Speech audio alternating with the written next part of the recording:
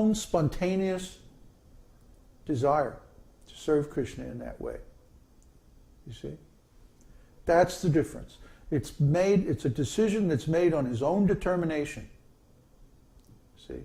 And this is why, even though it says they don't follow the regulative principles very strictly, what that means is they don't live like a rigid, regulative lifestyle. They still follow the regulative principles in the sense that they don't fall down into material consciousness.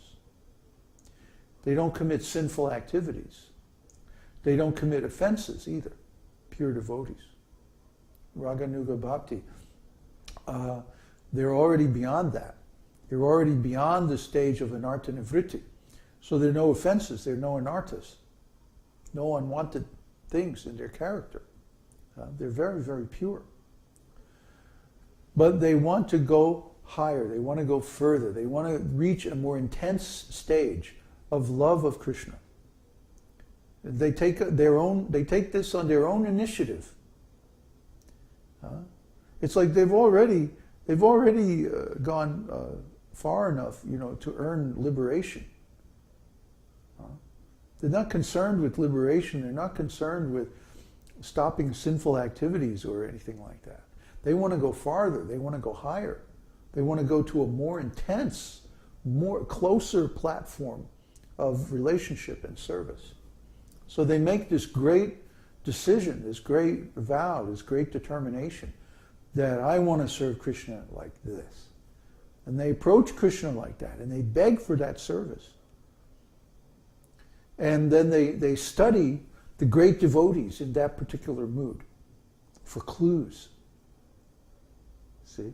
And then gradually, slowly, one little step at a time, this relationship becomes revealed to them internally. It's an amazing thing. It's the most fantastic thing. Because it's Krishna directly revealing to his devotee how he wants the devotee to serve him. It's just fantastic. You got to get there. You have to become spontaneous devotee. So, there is a gradual development of the ambition to become like a particular devotee, and this activity is called raganuga. We must always remember, however, that such eagerness to follow in the footsteps of the denizens of Vraja, Vrindavan, is not possible unless one is freed from material contamination. In following the regulative principles of devotional service, there is a stage called anartha nivritti, which means the disappearance of all material contamination. Sometimes someone is found imitating such devotional love, meaning spontaneous devotion, but factually he is not freed from anarthas or unwanted habits. It has been seen that a so-called devotee proclaims himself a follower of Nanda, Yashoda, or the gopis, while at the same time his abominable attraction for mundane sex life is visible. Such a manifestation of so-called divine love is mere imitation and has no value. When one is actually spontaneously attracted to the loving principles of the gopis, there will be found no trace of any mundane contamination in his character. Therefore, at the beginning, everyone should strictly follow the regulative principles of devotional service according to the injunctions of the scriptures and the spiritual master. Only after the stage of liberation from material contamination can one actually aspire to follow in the footsteps of the devotees of Vrindavan. See, I told you. Didn't I tell you? Yeah. It is said by Sri Rupa Goswami, when one is actually liberated from material contamination, he can always remember an eternal devotee in Vrindavan in order to love Krishna in the same capacity. And developing such an aptitude, one will always live in Vrindavan, even within his mind.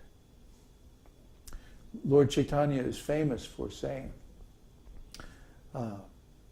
Mana Mora Vrindavan. My mind is Vrindavan. The purport is that if it is possible, one should go and physically be present at Brajabhumi, Vrindavan, and be engaged always in the service of the Lord, following the devotees in Brajadham, the spiritual realm of Braja. If it is not possible, however, to be physically present at Vrindavan, one can meditate anywhere upon living in that situation. Wherever he may be, one must always think about life in Brajadham and about following in the footsteps of a particular devotee in the service of the Lord. So how the devotees do this is that they chant constantly while contemplating the shlokas from the Rasa Shastras that describe the devotional service in Vrindavan. There are many, many beautiful, beautiful works written by the Goswamis. Ujjvala Nilamani, for example, or Vidagdha Madhava, that describe the pastimes of Krishna with his intimate devotees in Vrindavan, or the 10th canto of Śrīmad-Bhāgavatam, for that matter. So the aspiring devotee will meditate upon the particular shlokas that describe the kind of relationship that he wants to cultivate or develop. You see? And this gives him inspiration. And then while chanting and deeply hearing the holy name, all these things become manifest in one's mind. This is the most amazing, most confidential stage of devotional service. Can't be imitated. A devotee who is actually advanced in Krishna consciousness, who is constantly engaged in devotional service, should not manifest himself, even though he has attained perfection. The idea is that he should always continue to act as a neophyte devotee as long as his material body is there. Activities in devotional service under regulative principles must be followed even by the pure devotees. But when he realizes his actual position in relationship with the Lord, he can, along with discharging regulative service, think within himself of the Lord under the guidance of a particular associate of the Lord and develop his transcendental sentiments in following that associate. So, in other words, you don't see the really advanced devotees like wearing saris, and imitating the gopis, or putting on the dress of a cowherd boy and going, imitating Krishna's pastimes with the cowherd boys. Or, you don't see them trying to manifest this in their external activities. That is known as sahajya.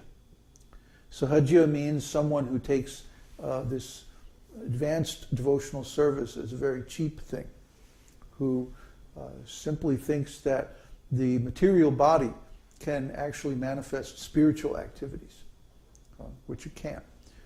With the material body, we can perform regulative service only. The spontaneous service is actually performed with the spiritual body directly. But of course, that is not visible externally. So to manifest these different symptoms visibly, externally, is not recommended or approved. In this connection, we should be careful about the so-called Siddha Pranali. The Siddha Pranali process is followed by a class of men who are not very authorized and who have manufactured their own way of devotional service. They imagine that they have become associates of the Lord simply by thinking of themselves like that. This external behavior is not at all according to the regulative principles. The so-called Siddha Pranali process is followed by the Prakrita Sahajya, a pseudo-sect of so-called Vaishnavas. In the opinion of Rupa Goswami, such activities are simply disturbances to the standard way of devotional service. Now, some people argue that Bhakti Vinod Thakur received Siddha Pranali from his instructing guru, his Shiksha guru, Bipin Bihari Goswami. And this is true, this is a fact. And it's also a fact that Bhaktivinoda gave Siddha Pranali to one of his sons, but he did not give it to his other son, Bhaktisiddhanta Saraswati Thakur. He gave it to his other son, but he didn't give it to Bhaktisiddhanta. And the reason for this is that this group of Prakrita Sahajya devotees had become very prominent, almost like a fad or a trend in society. But they were so degraded, they were so incredibly degraded, that the practice of Siddha Pranali itself became identical